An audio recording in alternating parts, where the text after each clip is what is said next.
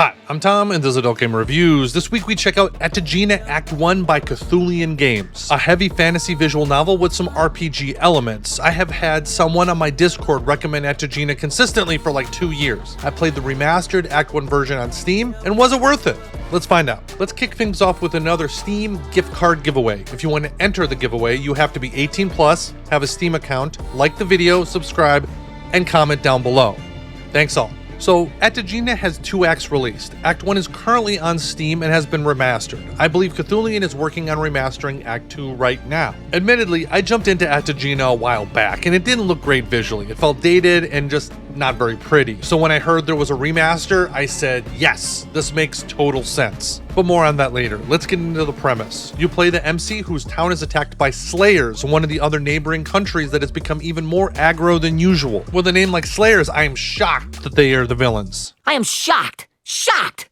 Well, not that shocked. When you're just a kid, they kill your father and try to kidnap your mother and sister. And suddenly, a large burst of energy hits the town and you're the lone survivor. The Mage College finds you and takes you in because you have the potential to be one of the most powerful mages on the planet. Fast forward like 10 years and you're graduating from that same Mage College and find yourself in a war to save your home and to defeat evil. Visually, the remaster has made a big difference. However, the renders can still be very inconsistent. Some of the characters look good while some look a little less detailed. The backgrounds can look really good, like the Cave of Spiders, while a lot of the demons and devils look pretty goofy. I would say the visuals are a net positive, but with how inconsistent they are, it personally felt a little difficult connecting to the world visually. In general, the world just kind of felt sterile, so I would say the visuals are average with some positives and negatives. Moving on to the audio, there's music and sound effects. The music could be a bit repetitive, and I ended up turning on my own music after a while, but I would say the audio was pretty good. Now let's get into the story, and there's a lot here. There are 3 different scenarios to choose from when you start the game. The first is the full visual novel mode, which means no combat or RPG elements. There's the combat only mode, which holds your hand with a lot of the RPG aspects, and then there's the full RPG mode, which is how I've been playing through the game. In the full RPG mode, you can choose your stats and which school of magic to focus on. If you've ever played Elder Scrolls or tabletop RPGs, then the magic will feel familiar. There's battle magic, illusion, healing, mysticism, summoning, alteration, and necromancy. Each of the magic subclasses offer different spells. I ended up specializing in battle magic, but I also ended up using all the crowd control spells more, which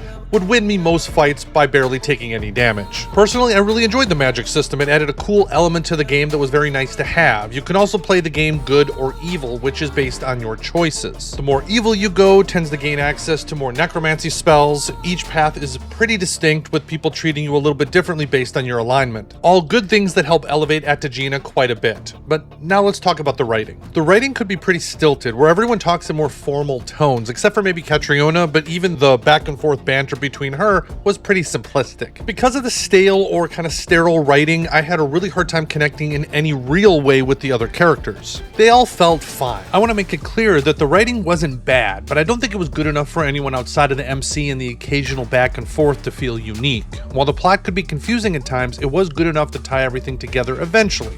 Oh yes. Jazargo hopes to find things that will make him a more powerful mage here. So I would say the writing is pretty average. Now, for my biggest complaint in Ataegina, it's not the inconsistent visuals, no, it's not even the writing, it's how often the MC gets knocked out or goes unconscious in Act 1. It felt like he gets knocked out or goes unconscious at least 5 times. I've never seen a chosen one MC fall unconscious so much. There's always someone there to help him when that happens. For someone that is supposed to be super powerful, this kind of felt lazy to me. You can't keep using the same gag over and over again as a means to push the story forward. It became so unbelievable that it broke the immersion in the story, for me anyway. So what did I think? Ataegina was a mixed bag for me. You have the magic system, the story, and the good and evil choices. This was all very cool, and I liked these aspects. Without them, I would have had a very different experience. Then the visuals are super inconsistent, but overall okay. Ataegina is definitely not Summer Heat or Summer's Gone visually, but there has to be a balance between development time and visual quality. While I'll probably be wearing adult diapers before either of those 2 games complete, Ataegina could sometimes feel sterile and sometimes goofy visually, which made it hard to connect to the world. Lastly, the stilted or overly formal writing made connecting to any of the individual characters really difficult.